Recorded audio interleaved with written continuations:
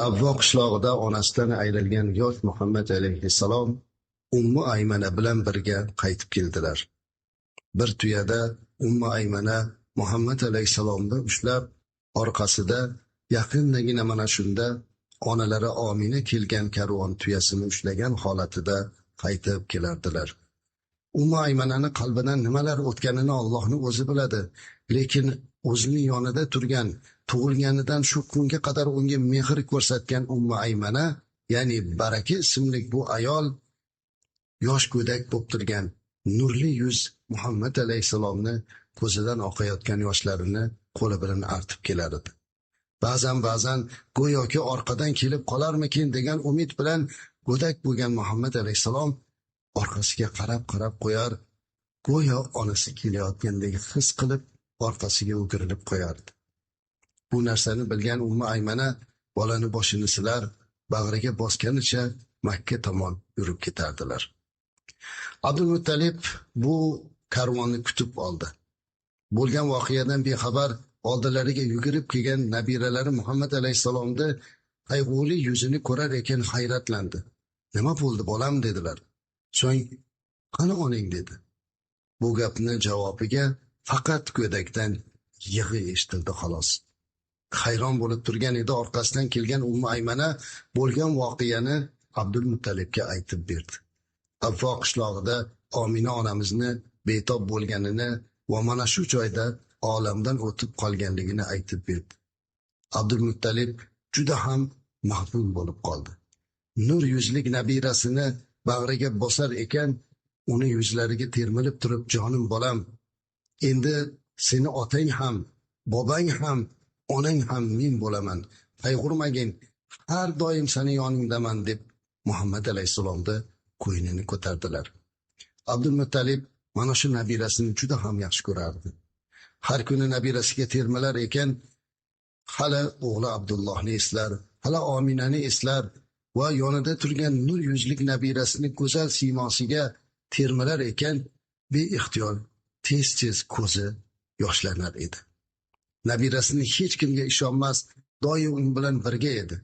Hattoki salobatli bo'lgan Abdulmuttalibning xonadoniga ijozatsiz kira oladigan faqatgina mana shu nabirasi Muhammad alayhissalom edi.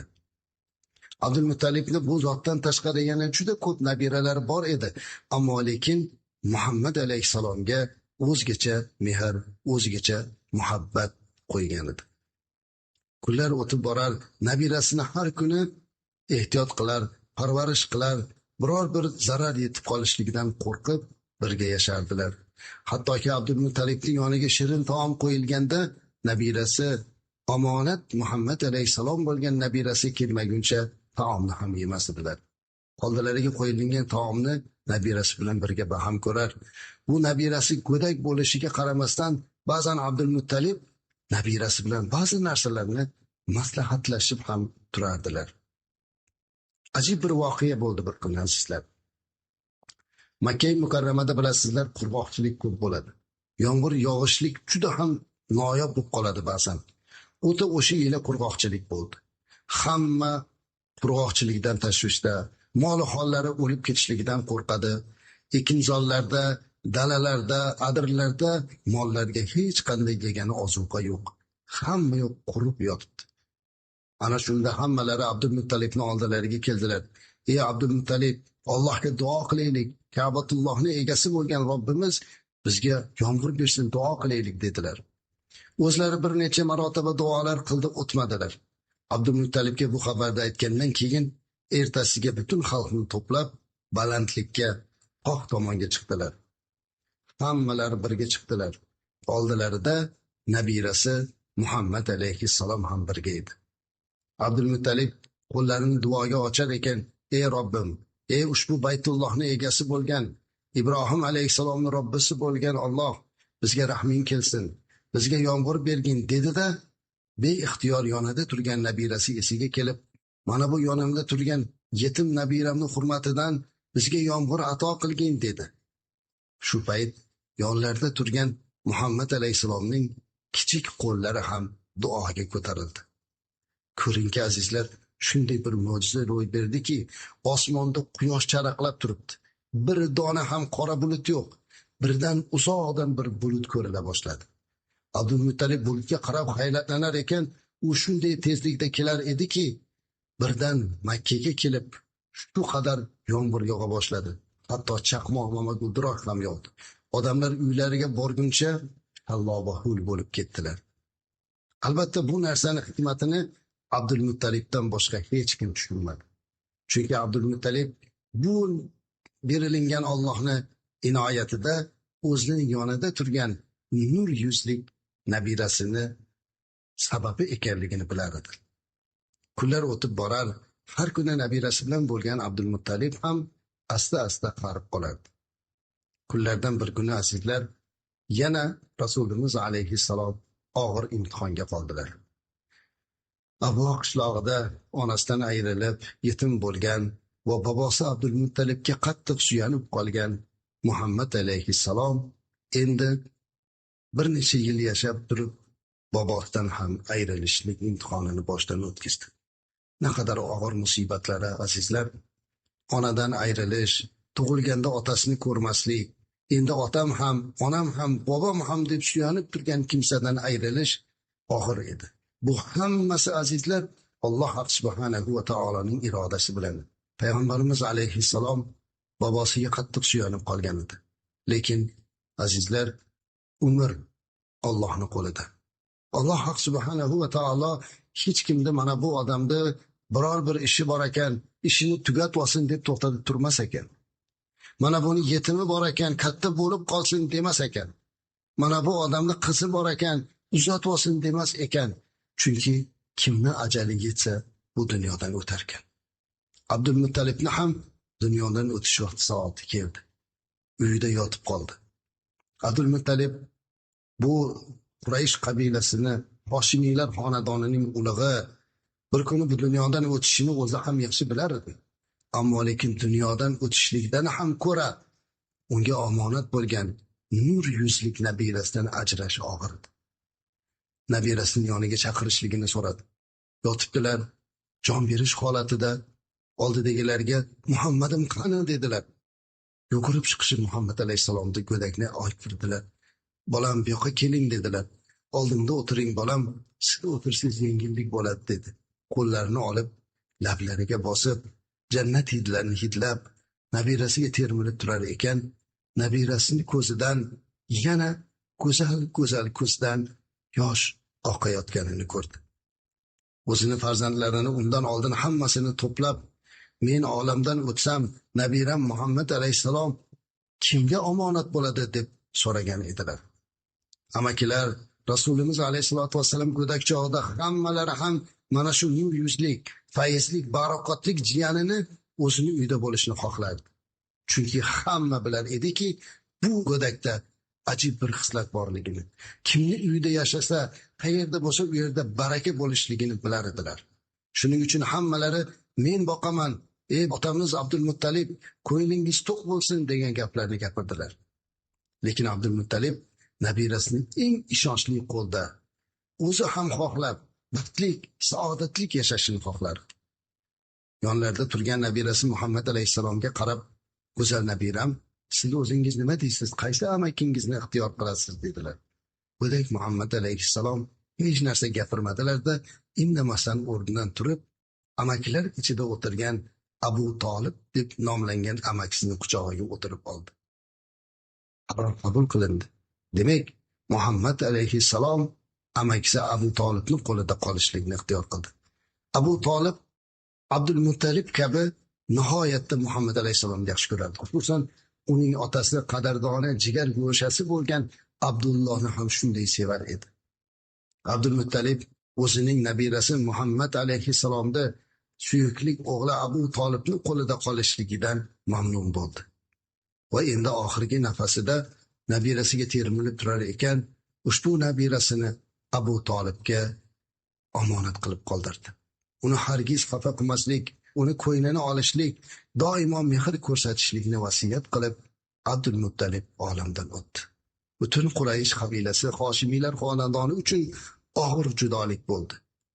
Salobatlik, xalqining ichida hurmati bor, xalqi uchun, yurti uchun jonini beradigan, hammasi uchun aql va farosatda tengi yo'q bo'lgan maslahatgo'y bobolari Abdulmuttalibdan ayrildi.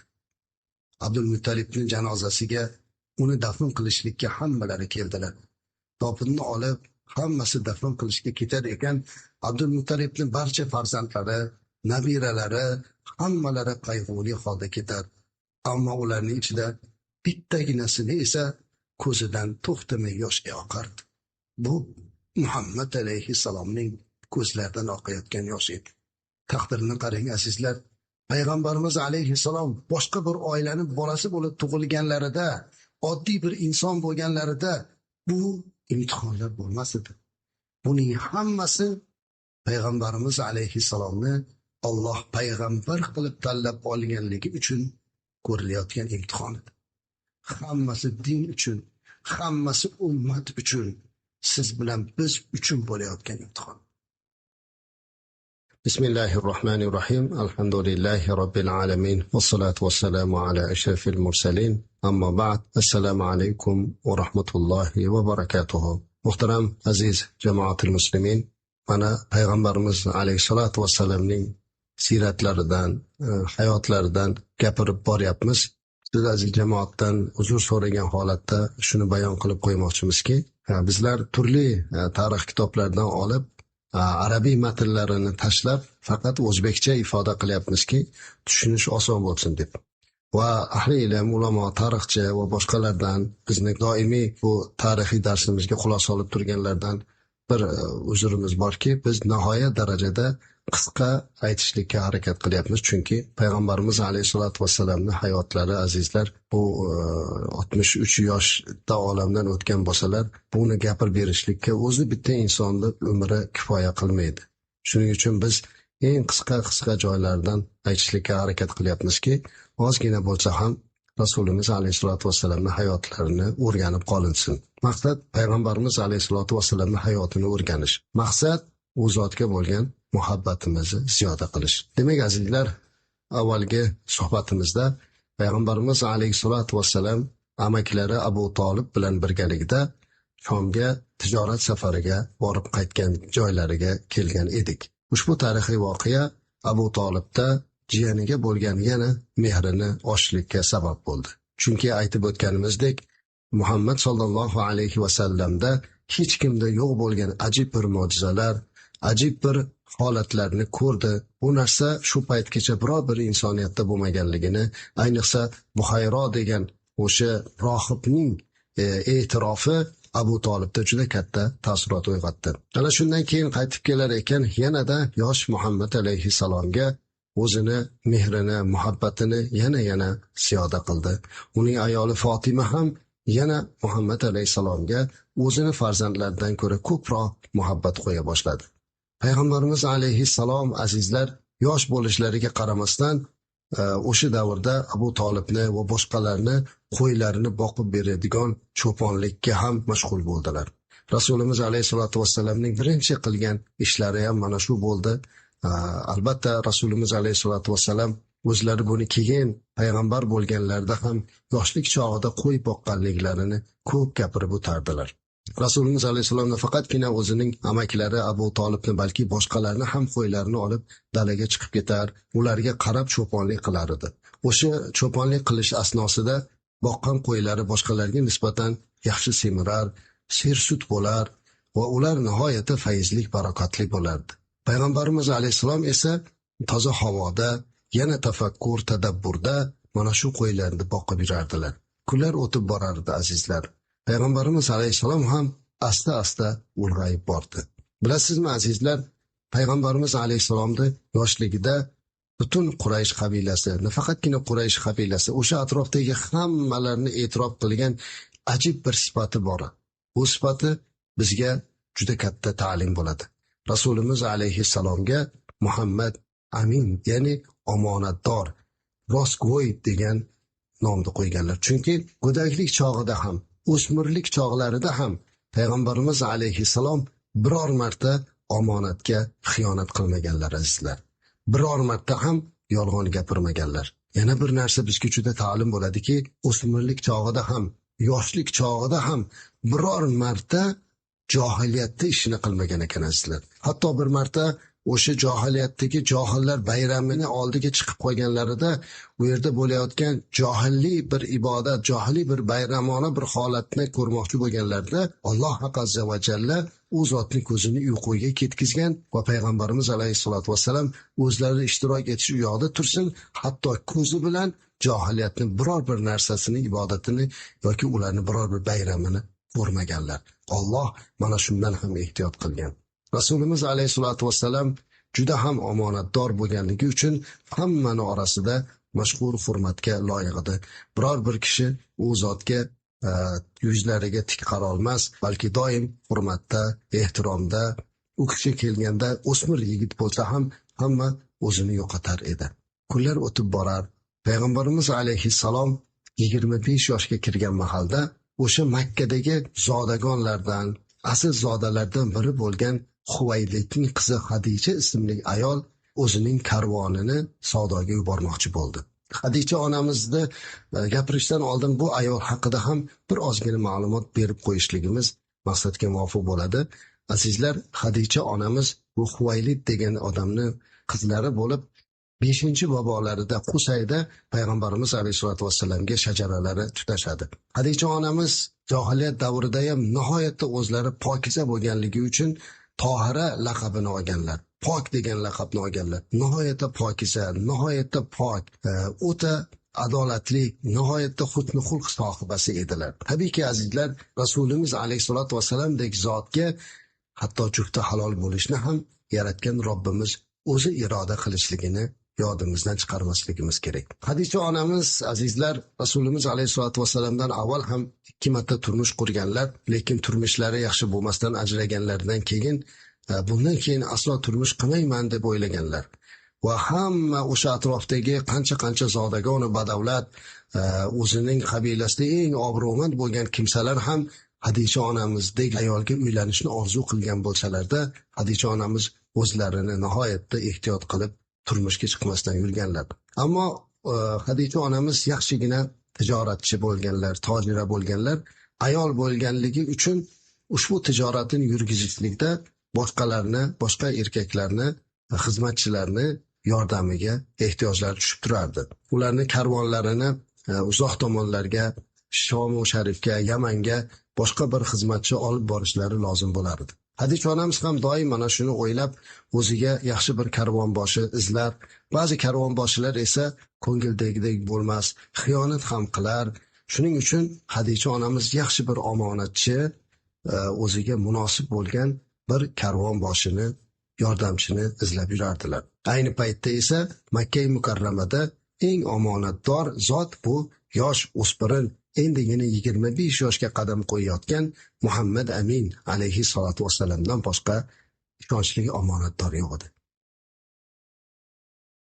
Xadicha onamizning yana bir jihati azizlar, uni Varaqa ibn Nawfal degan amakilari diniy kitoblarni, avvalgi Musa alayhisalomga nozil bo'lgan Tavrot, Iso alayhisalomga nozil bo'lgan Injil va boshqa islomdan avvalgi payg'ambar alayhissalomlarga kelgan dindan boxabar bo'lgan, diniy ma'lumotga ega bo'lganligi uchun Xadicha onamizga vahdoniyatni, avvalgi o'tmish payg'ambarlarning dinini, yolg'iz Alloh azza va jallagagina ibodat qilib kelganliklarini, Ibrohim halilulloh va Ismoil alayhissalomlarni hayotlaridan gapirib berib ham turardi. Va ba'zan Xadicha onamizga avvalgi kitoblarda oxir zamon payg'ambarining xabarlarini ham aytgan edi.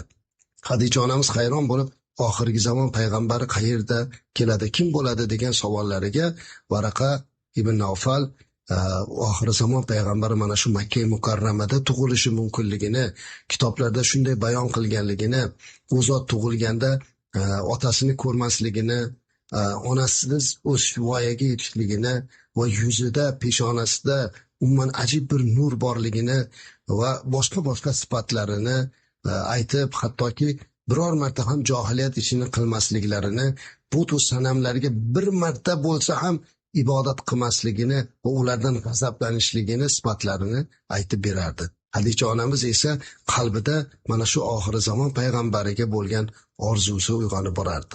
O'sha mahalda arablarda ayollarida yilda bir marta Ka'bani atrofiga to'planib bir o'zlarining tilaklarini so'raydigan kunlari bo'lar ekan.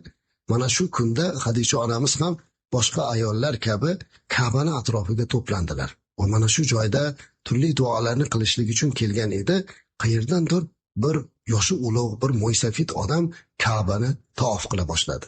Tavof qilib yurar ekan, u odam ehtimolki o'sha avvalgi dinlarni, avvalgi kitoblarni o'qigan, ilmlik, mulohazalik bo'lsa ajab emaski, aylanib yurib ayollarga qarab, "Ya ma'sharan niso, ey ayollar jamoasi, bugun Ka'bani egasidan, ya'ni Robbimizdan biror bir narsani tilamoqlik uchun kelgan bo'lsalaringiz, oxir zamon payg'ambariga jufti halol bo'lishlikni tilanglar" deb o'tib ketdi.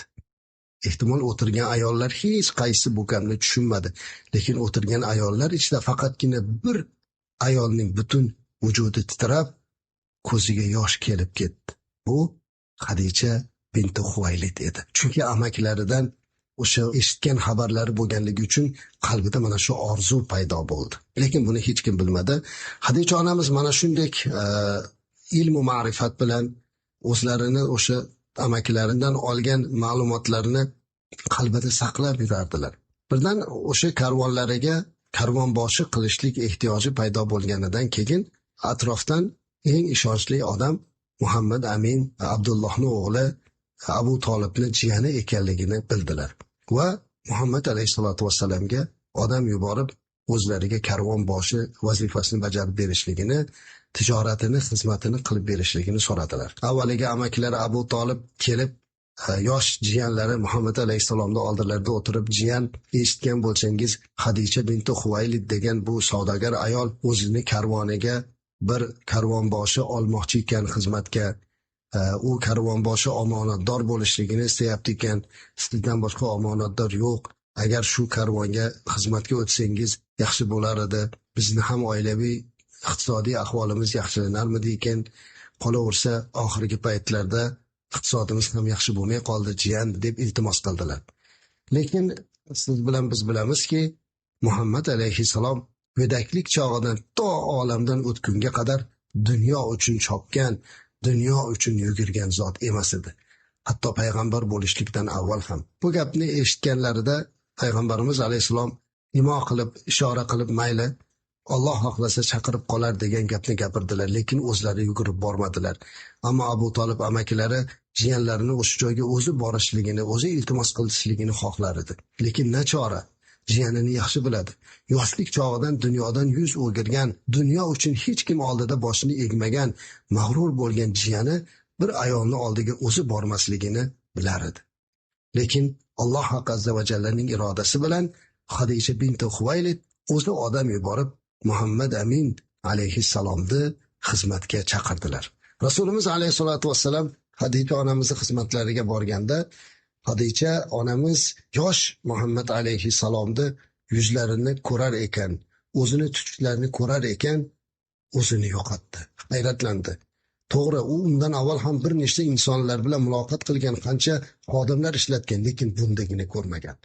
Chunki bu zotdagi fayz, bu zotdagi go'zal nur, bu zotdagi muattarlik, bu zotdagi vazminlik, vaqor Hadicha onamizni beixtiyor o'zidan ketkizdi. Va o'sha amakisi bilan bo'lgan suhbatlar miyasini chulg'ab oldi. Faqatgina nahotki shu inson shunday bo'lsa deb o'ylar edi. Va payg'ambarimiz alayhisalomni hayotlaridan ham qiziqib o'rgana boshladi. Yetim o'sganliklari-yu, otasini ko'rmaganliklari va boshqa gaplar ham beixtiyor Hadicha onamizni chuqur o'yga boshlagan edi. Muhammad Amin alayhissalomni karvonboshi qilib olar ekan, butun karvonini, butun tijorat molini Hadicha onamiz Muhammad Amin alayhissalomga topshirdilar. Hadichani bir xizmatkori bo'lar edi, Maysara degan. Maysaraga har safar tijoratga ketayotganda maxsus topshiriq berardi. Maysaraning vazifasi ko'proq karvonboshini tekshirish. xiyonat qildimi, qilmadimi, tijoratda qanaqa kamchiliklar va qanaqa yutuqlarga erishdi. Mana shular haqida hamma ma'lumotni to'g'risini o'zining xo'jayini bo'lgan Hadicha onamizga aytib berishlik vazifasi Maysaraga topshirilar edi. Maysarani Hadicha onamiz qoshiga chaqirdilar. Aytdilarki, Maysara, sen yana tijorat bilan birga borasan dedi. Doimdek Maysara, Hadicha onamiz hozir tijorat boshini, karvon boshini faoliyatini kuzatasan, tijoratda xiyonat bo'lmaganligini bilishlik haqida topshiriq beradi deb o'ylagan edi. Ammo boshqacharoq topshiriq aytdi. Hadicha onamiz Maysaraga qarab, sen tijorat bilan, narx-navo bilan ishing bo'lmasin. Karvon boshini kuzatasan. Mana shu karvon boshi bo'lib ketayotgan mana bu o'spirin yigitga, Muhammad alayhissalomga har bir qadamini ko'rasan va nimani ko'rsang menga aytib berasan dedi.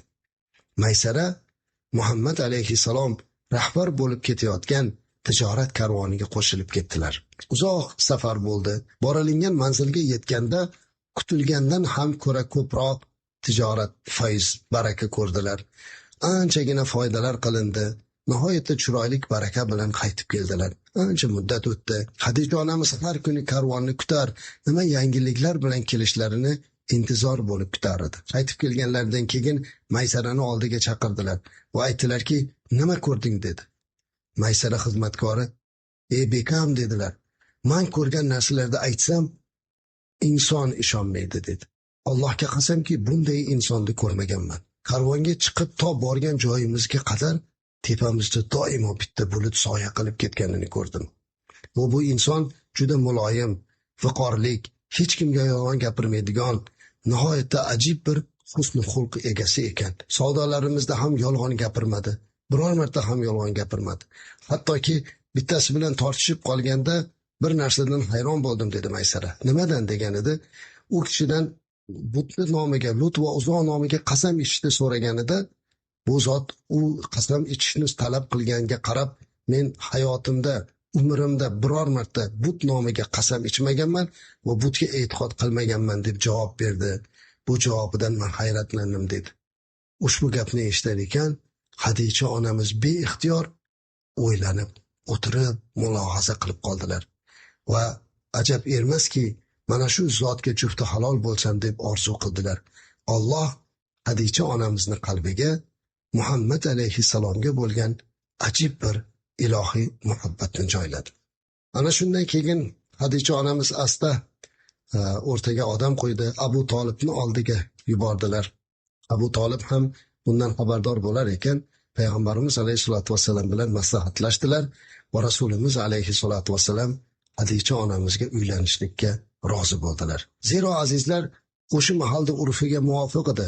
U mahalda ba'zan oila qurayotganlarning yoshlari e'tiborga olinmas edi. Hadicha onamiz 40 ga kirgan ekanlar, Muhammad alayhisalom esa 25 yoshga kirganligi uchun ajablanmaslik kerak. Bu yerda bir nechta sabablar, hikmatlar bor siz bilan biz bilmaydigan.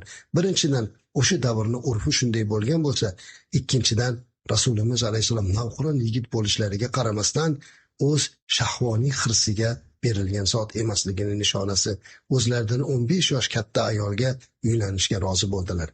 Umr yo'ldosh tanlashlikda ayolni vafosini, uning fazilatini, uni husn xulqini e'tiborga oldilar. Tabiiyki Hadicha onamiz ham o'zlaridan yosh bo'lganiga qaramasdan, yoshi kattalardek viqorlik va oqil va omonatdor bo'lgan Muhammad alayhissalomdek zotga turmush o'rtoq bo'lishligini o'zlariga faxr sanadilar. Va siz bilan biz kutgan, butun ummat kutgan, qiyomatgacha namuna bo'ladigan go'zal bir oila Muhammad alayhissalom va Hadicha onamizning oilalari barpo bo'ldi. Mana shu oila bizga butun umr namuna bo'ladigan oila maktabini tashkil qilib berdi. Rasulimiz alayhisolatu vassalamni Hadicha onamiz bilan yashash hayotlarini, u oilani sir asrorlarini o'rganar ekanmiz. Har bir qiyomatigacha keladigan mo'min musulmonga mana shu namuna bo'ladi. Avvalida aytib o'tganimizdek, Hadicha binti Huvaylid onamiz Rasulimiz alayhisolatu vassalamdan paydo bo'ladigan, zohir bo'ladigan mujdani doimo kutib yashardilar. Chunki o'zlarining qarindoshlari bo'lgan Varaqa ibn Nawfaldan oxirazamon payg'ambarini qanday sifatlarga ega ekanligi, qanday dunyoga kelishi va barcha tarixini o'rganganligi uchun qalbida doimo o'zini jufti haloli bo'lgan Muhammad sallallohu alayhi vasallamdan ayni mana shu mujdani eshitishni orzusida yashar edi. Ha azizlar, Hadicha onamiz dunyodagi eng baxtli ayol. Chunki dunyoda Rasulimiz alayhisolatu vasallamga jufti halol bo'lishlikdek baxt nasib qilgan bu ayol qiyomatigacha keladigan ayollarda mehr, u ayolga nisbatan havas uyg'otadi desak mubolag'a bo'lmaydi. Alloh azza va jalla payg'ambarimiz alayhisolatu vasallamga jufti halolni o'zi ixtiyor qilar ekan, ayni mana shunday sifatlarga ega bo'lgan husni xulq sohibasi bo'lgan Hadicha onamizdek ayolni ixtiyor qilishligi Allohning qudrat ilohiysi ekanligini hammamiz tushunib tan olmoqligimiz kerak. Hadicha onamiz Rasulimiz alayhisolatu vasallam bilan birga yashar ekan, juda ham bu zotga muhabbat qo'ydi. Har kuni Rasulimiz alayhisolatu vasallamning ko'nglini olishlikka, u zotni ko'ngillarini xursand qilishlikka, muhabbatini topishlikka harakat qilardi.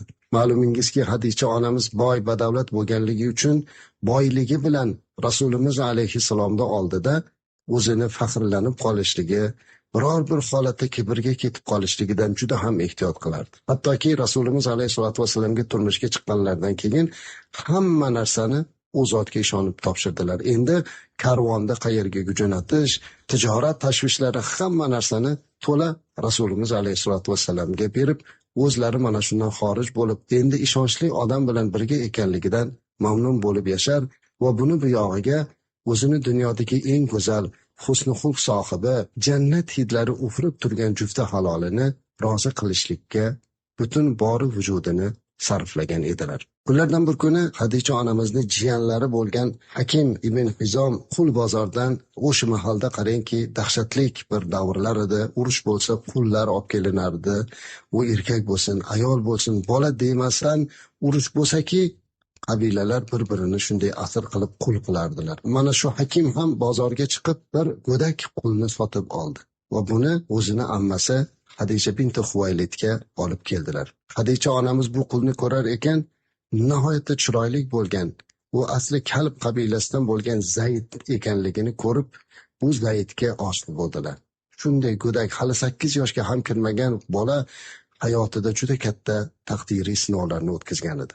Ota-onasi hayot bo'lsa ham urush bo'lib asirga tushgan, undan bunga o'tgan va qabilalardan, sahrolardan kesib oxiri Makkaga kelib, mana shu Hakim ismli odamning qo'liga tushib, undan esa endi Hadicha onani qo'liga topshirildi. Albatta Zayd o'sha mahalda bu narsalarni to'la tushuna olmagan, unga faqatgina mehr beradigan bir insonga muhtoj edi. Birdan uni qarshisida dunyodagi nihoyatda go'zal, istarali bir ayol Hadicha onamizning beka bo'lganligini ko'rib qalbida xursandchilik bo'ldi. Hadicha onamiz isming nima deb so'radi. Zayd dedi.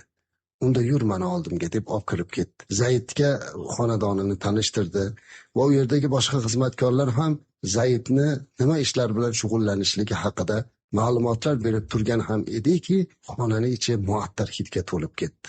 Zayd go'dak bo'lishiga qaramasdan hayratlanib ketdi. Nimani hidi, kim bu deb o'ylab qoldi. Birdan qarshida turgan bir siymoni ko'rib, go'dak bo'lishiga qaramasdan o'zini yo'qotdi. Uning qarshisida dunyodagi eng go'zal inson Muhammad sallallohu alayhi vasallam turardi. Faqatgina turardi, balki Zaydga qarab tabassumla turardilar. Zaydning oldiga kelib, "Isming nima?" dedilar. Zayd dedi. Zaydga mehri tushganligini, unga mehr ko'rsatayotganini ko'rgan Hadicha onamiz doimo turmush o'rtog'ini ko'ynini olishlikda ilinjida turgan bu ayol darhol "Mana shu bolani sizga hadiya qildim" dedi. Shundaymi dedilar payg'ambarimiz alayhisalom va Zaydni Hadicha onamizdan o'zlariga sovg'a qilib qabul qildi. Zayd yugurib borib jannat hidlari ufurib turgan Muhammad ibn Abdulloh sallallohu alayhi vasallamning qo'llarini o'pdilar. Beixtiyor bu hiddan o'zini yo'qotdi. Rasulimiz alayhisolatu vasallam Zaydga qarab, "Sen bugun menga o'tding" dedi. "Ozodsan" dedi. Qarang, olaboq ozod qildilar. Go'dak qulni shu zahoti ozod qildi. Insonga hurriyatdan katta baxt yo'q. Lekin payg'ambarimiz alayhisolatu vasallam Zaydni shu holatda ozod qildi. bolam sen ozodsan dedi. Xohlagan joyingga ketishing mumkin dedi. Lekin Zayd endi majbur qilsa ham bu xonadondan ketmas edi. Chunki uni qarshisida dunyodagi eng go'zal va muattar, ajib bir inson qarab to'ya olmaydigan bir siymo bor edi. Zayd bu uyda qoldi. Keyinchalik ham tarixchilar e'tirofiga qaraganda Zaydni ota-onasi topib kelgan edilar. Ammo lekin payg'ambarimiz alayhisolatu vassalam bu go'dakka mehri tushib turgan bir paytda ota-onasini bolani izdirobidagi holatini ko'rib, agar Zayd ixtiyor qilsa ketsin dedi. Shunda ota-ona kelib Zaydni quchoqlab o'pdilar, uni otalari olib ketishlikka gapirdilar. Lekin Zayd ularni sog' omonligini ko'rib mamnun bo'lar ekan, dunyodagi eng go'zal inson, husn xulq sohibi va bu qullikda, asirlikda qiynalganda boshpana bergan va bunga butun mehrini ko'rsatgan zot Muhammad alayhissalom bilan birga qolishlikni ixtiyor qildi. Otalar bunga hayron bo'lgan bo'lsa ajab emas, ammo lekin azizlar, keyinchalik Rasulimiz alayhisolatu vassalamning qo'lida katta bo'lgan mana shu Zayd ismli buyuk sahoba biz uchun namuna bo'ladigan buyuk bir madrasani bitirgan, ya'ni Rasulimiz alayhisolatu vassalamning ta'lim madrasasini bitirgan, ummatga namuna bo'ladigan ulug' bir inson bo'lishligini, ulug' bir sahoba bo'lishligini ehtimol o'sha mahalda otasi bilmagan bo'lsa ajab emas. Lekin Rasulimiz alayhisolatu vassalam Hadicha onamizdan buni qabul qilgan kunidan boshlab unga katta mehr ko'rsatdi. Hadicha onamiz azizlar har kuni Rasulimiz alayhisolatu vassalamda ko'ngillarini olishlikka harakat qilardilar. Kunlardan bir kuni Hadicha onamiz bilan payg'ambarimiz alayhissalom xonadonda o'tiruvdilar. Tashqaridan xizmatkor kirib keldi. Xizmatkor kutilmagan bir gapni aytib qoldilar. Ey Muhammad sallallohu alayhi vasallam dedilar. Tashqarida bir ayol kirishlikka ijozat so'rayapti dedi. Qanaqa ayol ekan deyishdilar. Kampir, qari ayol ekan dedi. Hadicha onamiz ham hayron, Rasulimiz alayhissalom ham hayron. Kim ekan u ayol dedilar Hadicha onamiz. Xizmatkor bilmayman. U Rasulimiz alayhissalatu vassalamning onasiman, ya'ni Muhammad alayhissalomning onasiman deb aytayapti. Kirib aytinglar, men Muhammad Aminning onasiman dedilar. Bundan hayron bo'lgan Muhammad alayhissalom ham, hatto Hadicha onamiz ham hayratlanib ketdi. Chunki siz avval tarixdan eshitib kelayotganingiz kabi Rasulimiz alayhissalatu vassalamning onalari go'daklik chog'ida o'tib ketgan edilar. Endi eshik oldida bir qari kampir onalikni da'vo qilyapti. Hayron bo'ldilar. Kim ekan deb hayron bo'ldi yana. Shunda xizmatkor, bilmayman, kelgan ayol o'zini ismini Halima-i Sa'diyya deb atayapti deyishlari bilan Muhammad alayhissalom o'rinlaridan turib ketdilar. Ey Halima onam, chaqir kirsinlar. Haqiqatda u meni onam dedilar. To'g'ri, tuqqan emas, ammo emizgan onam, sut onam bo'ladilar, kirsin dedilar. Bu hayratdan, bu zavqdan, bu muhabbatdan bir chekada turmush o'rtog'ining harakatini kuzatib turgan Hadicha onamiz ham hayratlanib turardilar. Birdan ichkariga bir qari kampir kirib keldi. Azizlar, mana shu sahnani sizga yaxshiroq ilova qilishni xohladim. Chunki hozirgi kunda farzandlar onasi bilan bo'layotgan munosabatlarda ayni mana shundan namuna olsin dedim. Rasulimiz alayhisolatu vassalamning oldiga kirgan bu ayol, eslasangiz, Rasulimizni emizib berib katta qilgan Halima onamiz edilar. Tuqqan onalari emas, sut onasi edi. Endi Rasulimizni sut onasini kutib olish holatini ko'ring. O'rinlardan turdilar. Qut kelib siz onajon dedilar. Va ustidagi liboslarni, ridolarini yechib Halima onamiz oyog'i ostiga poyandoz qildilar. Onajon, mana shunga o'tiring dedilar. Qani edi azizlar, hozirgi zamonda farzandlari ham onasi uchun mana shunday hurmat ko'rsatsa. Onamizga kiyimimizni poyandoz qilish, onamizga ehtirom ko'rsatish u yoqda tursin, ba'zan kirganda o'rnidan turib salom berishligini ham unutib qo'ymoqdalar. Zero biz Muhammad alayhisolatu vasallamning hayotlarini o'rganar ekanmiz, bu zotning hayotidan namuna olish kerak. O'zi dunyoga kelgizmagan, lekin sut hurmatidan ustidagi ridolarini yechib, oyog'i ostiga poyandoz qilgan onajonim, mana buni ustiga o'tiring degan zotdan o'zimizga ta'lim olishimiz kerak. O'tirar ekan, Halima onamiz salom alaydan keyin o'zlarini emizib katta qilgan farzandi Muhammad Amin alayhissalomga qarab, bolam, Bani Saad qabilasi qiyin ahvolda qoldi. Qurg'oqchilik bo'ldi. Juda oilalarimiz qiyin, ocharchilik, qahatchilik bo'lyapti. Shuning uchun sizdan yordam so'rab keldim deb aytdilar. Bu gaplarni eshitar ekan, dunyodagi ulug' xulq sohibi bo'lgan Muhammad alayhissalomni boshlari pastga qarar va beixtiyor og'ir o'yga tolib turar edi. Bu narsani ko'rgan Hadicha onamiz yana bir karra o'zining dunyodagi eng sevgan zotini ko'nglini olish imkoniyatini ato qilinganini bildi-da, gapga aralashdilar. Maylimi men gapirsam dedilar. Gapiring. Ey onajon, siz meni turmush o'rtog'imni, ya'ni Muhammad alayhisolatu vasallamning sut onasi ekansiz. Demak, meni qaynonamsiz. Uyimga xush kelibsiz. Ruxsat bersangiz sizga men o'zim yordam bersam dedi. Va payg'ambarimiz alayhisolatu vasallamdan ijozat olganidan keyin Halima Sa'diya onamizga bir qancha qo'yu tuyalar, qancha oziq-ovqatlarni karvon qilib berdilar. Va bu bilan Halima onamizni o'zini jufti haloliga bir paytlar sut ona bo'lganlik xizmatini, haqqini ado qilishga harakat qildi. Bu narsadan Muhammad alayhisolatu vasallam nihoyatda xursand bo'ldilar va dunyodagi suyukli bo'lgan Hadicha onamizga yanada muhabbatlari oshdi. Ana endi bizni kelinlarimiz ham bundan namuna olsa edi.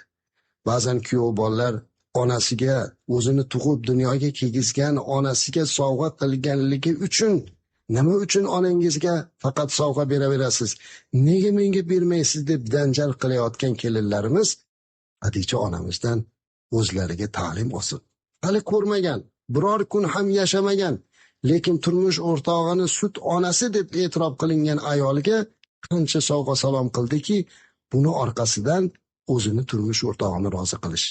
Doimo yodimizda tutmoqligimiz kerakki, har qanday oila boshlig'ini, har qanday turmush o'rtog'i bo'lgan erni ko'ynini olaman, xursand qilaman degan jufti halol uni onasiga nisbatan hurmat ko'rsatsin. O'z onasiga, o'z otasiga qilinayotgan hurmatni ko'rgan turmush o'rtoq albatta jufti haloli bo'lgan zavjasiga muhabbati ortadi.